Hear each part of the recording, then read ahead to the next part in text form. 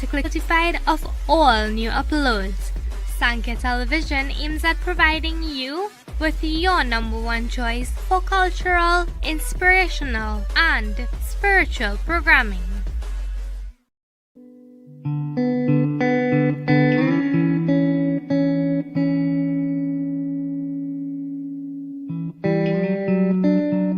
Hi, I am Sister Silverine, Ambassador Extraordinaire of PAIN, Parental Alienation Awareness International Network, and we are talking about From Pain to Healing, where we're going to have a series of talks on Sundays from 5:30 p.m. to 6 p.m. on Sankhya TV.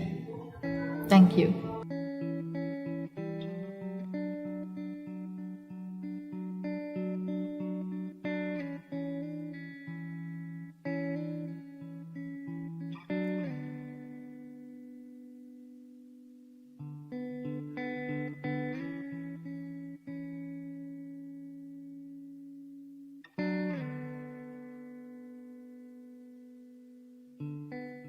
Welcome to From Pain to Healing, a presentation by the Parental Alienation Awareness International Network, or PAIN. On today's program, we have Silverine Mongrel, the Ambassador Extraordinaire for the PAIN Network. Sister Silverine, originally from St. John's Trace in Avocat, South Trinidad, is the director for Brahma Kumari's World Spiritual Organization in Venezuela, a position she has served in selflessly for the past 22 years. Sister Silverine has been practicing and teaching meditation all over the world, including countries like Holland, London, the USA, throughout Central and South America, throughout the Caribbean. And in today's program, she has agreed to a series of interviews with the Parental Alienation Awareness International Network, or PAIN, in an effort to help people overcome parental alienation. So we now pass on to Sister Silverine Mongrel. So how did you get involved with PAIN, the PAIN network? I think because I know the Mr. Sanjeev Prasad, who is the leader or the main organizer for PAIN in the Caribbean. One of the reasons why I get involved in PAIN is simply because of the name. PAIN, Parental Alienation Awareness International Network. It's an organization that is, I think, working towards healing those individuals who are suffering actually. And they're not aware that they are suffering, but there is a lot of emotional suffering, mental suffering going on in the minds of those individuals who are divorced, male and female, means spouses. So once there is a divorce, once there is separation, whatever may be the cause of that separation, it causes pain. There is hurts, there is suffering going on in the minds. There is a lot of emotional trauma happening inside both individuals. And if there was a child in the middle, which means before the divorce there was a child, when this divorce is taking place, even though we think that only the mother and the father is suffering, it's not like that. Because that child in the middle can fully catch and understand the pain of both parents. So that child is also suffering. And the parent don't seem to understand that the child is suffering also. So PAIN, Parental Alienation International Network, It's a body that is trying to help individuals both to cope with this separation and also to not to allow this child that is in the middle to be alienated or separated from the next parent. Because what happens mainly is, let's say in a divorce settlement, both parents will have custody of the child. The mother will have majority of the time. Father may just have the weekends. So what happens there is that this mother or father, could be anyone, tries to influence this child's mind in not a positive way, in a negative way against the next parent. So you are kind of grooming this child negatively to think, to act and behave negatively towards the next parent. Means that they may try to stop that child from seeing the next parent by ill-speaking that parent to the child. This parent is trying to avoid this child having contact with the next parent. And that is what is called parental alienation. But if the child belongs to both should have equal rights, which means no parent should have any right to put a child or turn that child's mind against another parent. And this is where parental alienation network comes into the scene. To help these parents to understand the child's mind. When you are speaking to a child, for example, you don't know what is happening in that child's mind. No parent could understand what is going on in that child's mind. So you are telling this child not to talk to his other parent. And this child's mind is totally different. So what starts happening in the mind of this child? There is a conflict going on. The child becomes confused. That child does not know what decision to take. Because if the child takes a decision opposite to what that parent is telling him to do, then fear develops in the mind of that child.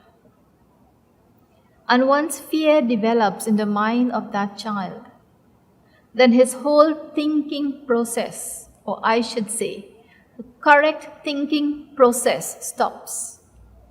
Because once there is confusion in the mind, once there is a conflict in the mind, then a mind that is under confusion, a mind that is in conflict, cannot take the right decision at the right time. And this can happen to anyone, not only a child, even bigger adults. Once your mind is under the influence of some conflict, once there is torment in your mind, then you could never take the right decision at the right time. And so this is where the practice of meditation comes in. Meditation means to heal. That word meditation derives from a Latin word medere, which means to heal or to cure. And from that word medere comes the words medico. Medico is a Spanish word for doctor. And from medico comes the words medicine. Of course, medicine is to cure you. Medication, meditation. So whilst the physical medication are to cure your physical body, meditation heals us emotionally, mentally, spiritually, as well as physically. And that's why the good saying, healthy mind, healthy body. But what does it mean to have a healthy mind in order to have a healthy body? A healthy mind would mean a mind that is free from waste, free from negativity, free from negative influences or external influences. And once the mind is free from waste and negativity, and that mind is calm, in that calm state of mind, that individual or that mind will be able to take the right decision. That individual will be able to have the correct judgment. His power to discern, to discriminate would be precise, would be clear. And there is where meditation comes in. So meditation really is that healing process where I use my thoughts, which are my own energies, to heal myself. And that's why this topic, from pain to healing. From your travels to the different countries, is parental alienation an issue that you see come up? I have seen it, mostly in Venezuela, if not to be specific. Because the Venezuelan lifestyle is a lifestyle that is totally, totally different from the lifestyle that I grew up in. In Indian culture, for example, we know that when two people get married, they are taught, they are groomed to live with that spouse for the rest of their life, no matter what happens. But in the Latin culture, no, it is not like that. Latin culture, you are free to leave your wife today and you can get married tomorrow. Very free. So when you say the Latin culture, is it not just Venezuela? Colombia, I've been to Colombia, Panama, everywhere. Latin culture means from Mexico come right down. Even the Dominican Republic, even Cuba. So Latin culture means that their way of thinking is a free way of thinking where they could have many spouses. And that is quite normal. And nobody can say anything because that is their way of life. Their culture is that. So what happens is that you will find that a child will have more than one stepmother or stepfather. And so we have seen broken families, a lot of broken families. I think in a very, very rare occasion, I will find a complete family where there was no father or mother was never separated. Very, very rare. I think it's like 99% of 100. All the rest were broken. Means the mother either had one or two other spouses, and also the husband would have had more than one spouse. And so there are many children who are not in stable families.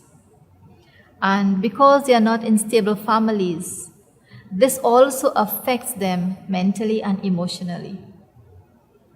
Once a relationship is broken, once a child understands that his parents are going through tough times in their relationship, this starts affecting the mind of that child. That child starts being affected emotionally and mentally.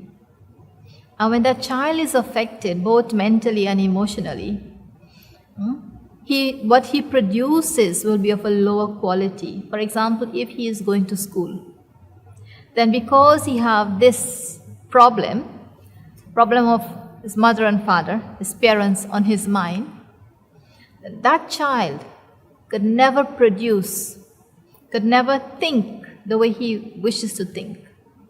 His intellect will not function the way he wants it to function. His whole mindset starts changing. Not in a positive sense, but in a negative sense. And this whole situation starts affecting him in such a way that he is not able to study well. He is not able to have a proper relationship with his peers, his friends. And it starts affecting his whole lifestyle. And as his lifestyle starts changing, The way he speaks to others, the way he interacts with others, his relationship with others, everything starts changing because now he starts developing a sadness within. Because there is pain. There is pain in that child's mind. There is hurt going on in that child's mind.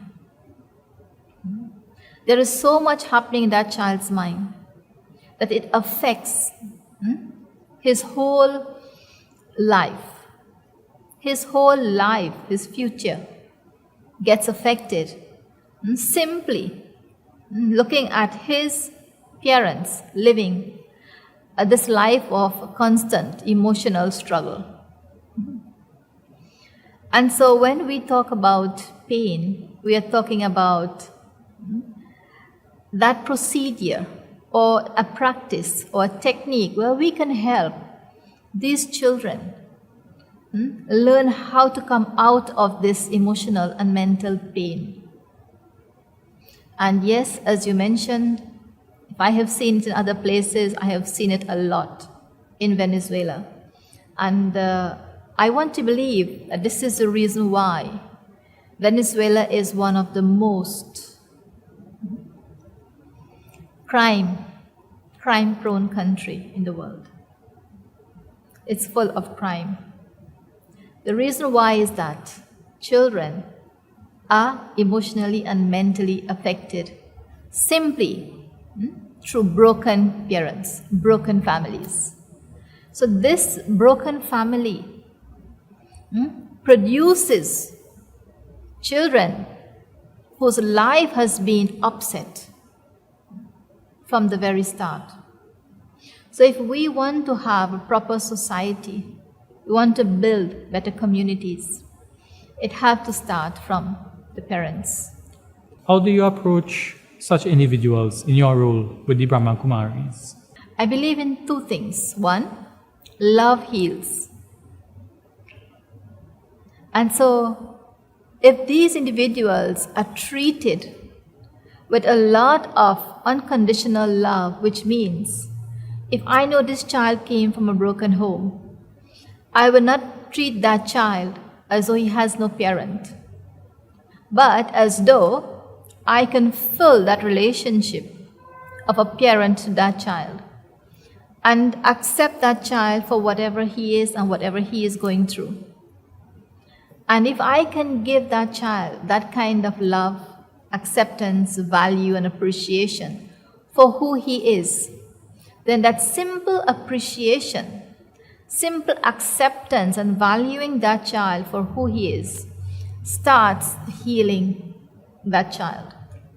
Healing begins in the mind. And once a child is known that he is loved unconditionally, then that simple unconditional love that the child is receiving will be enough to start healing that child's minds and emotions. And so, on this topic of healing, love heals, yes. Silence also heals, yes. Because when these children are going through these emotional traumas, you would realize that they go and sit in silence. They go and sit quietly somewhere. They don't look for friends. Do you know that? They go and sit quietly. And they want to be alone, either playing by themselves, or they kind of isolate themselves because they understand the pain they are going through and they wish to go through their pain in silence. So silence is also a form of healing, but you have to know what kind of silence you need in order to heal. So both things, both love and silence can heal. And many parents or divorced spouses, they prefer to go and just be separated, take time for themselves. Each one asks for their space because they know that in that space, in that silence, in that contemplation, they will be able to heal themselves if they know what to do. And of course, meditation is one main technique to help us to heal our minds from all these mental and emotional traumas. And so, what happens when I meditate? When I meditate, something starts happening within me. Firstly, my thoughts begins to reduce. So now I'm creating less thoughts. Secondly, the quality of thoughts that I start creating would be more positive thoughts. I become more aware of the negative thoughts that I am creating, and I am more aware of the effect that these thoughts are having on my mind and my emotions and my feelings also. So if I am aware that if I create a certain type of thoughts that is affecting me emotionally, then awareness means I have the power to change that. So it's a whole healing process starts taking place. And of course, meditation is a big topic that we can talk about forever. You say you notice high levels of crime in the Latin culture, and this may be attributed to parental alienation. But in countries that are more developed, like let's say England and Holland, have you noticed parental alienation and crime having a correlation? Okay, I have never really come across anyone in that sense where a child is going through parental alienation. So even though it's a multicultural country, I think it's not visible as much as in the Latin American countries. So even though it may be happening in the background, let's say, I have not come into contact with anyone personally who was suffering from parental alienation or divorced parents. In Jamaica, yes. Even I don't want to name them. In the Caribbean, you will find it. The reason why is that I think people feel more free in countries where there's a lot of different cultures, like multicultural society. People feel more free to choose how they want to live. And even if they don't want to have children, they just want to have a spouse, they can choose, they're free to choose, and not want a child, even though the other spouse may want a child. And so this is what leads to separation and divorces, because one spouse may want a child, the other one may not want. So if the one who doesn't want the child, he may want to leave this one who wants the child and go and look for someone else who don't want the child. And so all these conflicts happens. Or if the child is born and the father decided, I don't want this child, I don't want this family, he feel free to go and find another family, another mate, and live it out. And so these things happen in these multicultural societies. People feel free to go and live the life they want to live. What about highly traditional countries like India and Russia? Do you notice parental alienation being an issue? But in places like India and Russia and some European countries where the cultures are more, I would say, traditional, like Orthodox culture, for example, they would stick to one parent. One parent means a couple will stick with each other until death. And of course, like in Indian culture, as we know, once you get married, you are taught to live with your husband until he dies. For no reason you should leave. And of course, the spouse, the wife, goes through maybe a lot of physical, even mental, emotional traumas, but she keeps that relationship no matter what. And they try to keep that relationship going no matter what she goes through, and it may even lead to death sometimes. But the point here is that we are looking at parental alienation in the different cultures. So different cultures would have a different kind of settings and mentality. So once you come from a free society, multicultural society, you are more free to think, you're more free to choose, you are more free to decide how you want to live. So you do anything however you want, and that's fine. If you don't want to even take care of your children, fine. Nowadays, you find children staying with grandparents more than their own parents. Father left and go, mother left, leave and go. And so there's a lot of discord in society simply because parents does not know decisions to take or the right decisions to take even after having children. So if we want to heal this whole system of parental alienation, in my opinion, we have to start from the parents before they become a parent. For example, a couple who is planning to have a child, they should be taught, how this child should be groomed, what the child will expect of them as a parent. If it's a father, what a child will expect from a father, what a child expects from a mother. And so here we are grooming two people to understand what it is they have to give to their child in terms of that child growing up, being nurtured, being taught, being educated, being guided by these parents. How should they bring up their child? And so if parents are educated before having children, then these children who are brought up in such care, parental care, will be children who can produce good outcome in society, compared to if children come from broken homes. Once a child comes from a broken home, you understand that that child's mind, that child's mentality, emotions, everything is broken. And once a child is broken, what do we expect in society? A broken society.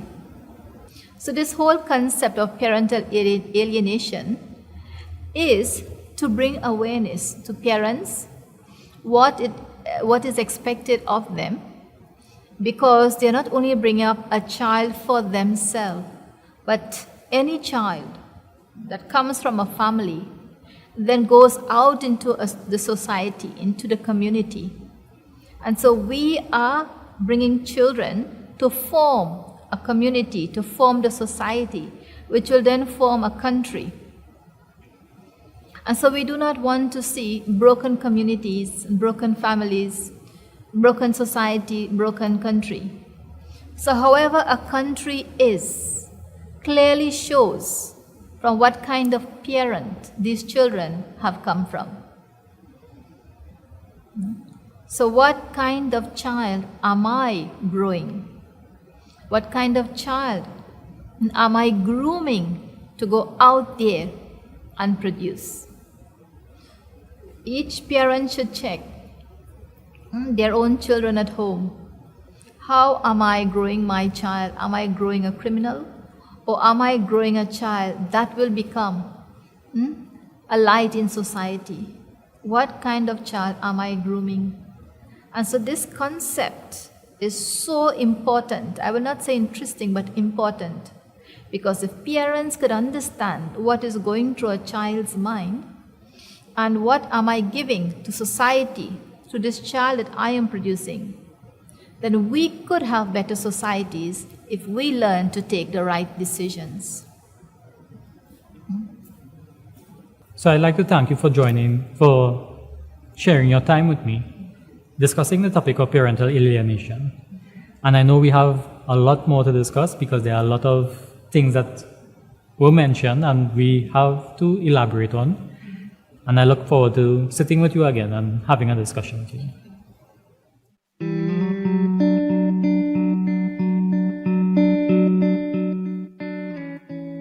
Join us globally every Sunday at 5:30 p.m. on Sankhya television as Parental Alienation Awareness International Network, PAIN, presents Ambassador Extraordinaire Brahma Kumari's Sister Silverine Mungru with the series From Pain to Healing.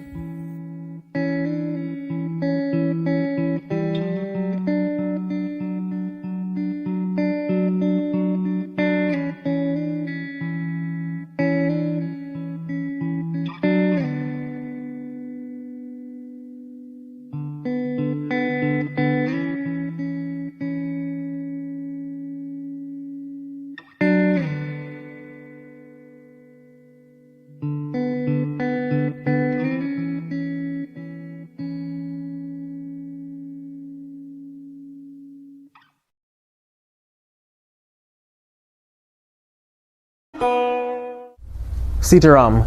Join me, Pandit Vijay Kumar Maharaj, right here on Sankhya television as we were joined together in worship to our Divine Mother, Goddess Durga Devi, during the auspicious period of the Navratri.